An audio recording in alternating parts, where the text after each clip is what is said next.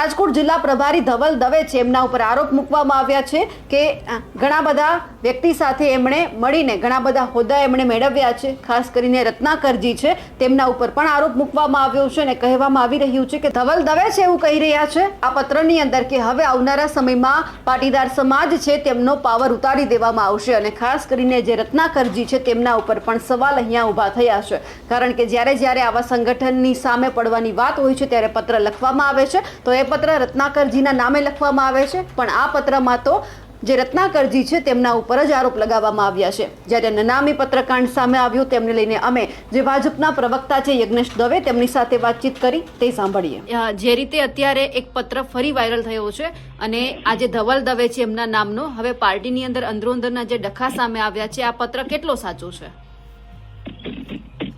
પાર્ટીની અંદર અંદરોઅંદરની વાત નથી હોતી। આવો પત્ર એ વ્યક્તિ પોતાની જાતે પોતાનું નામ ના આપી અને આવા નાનામાં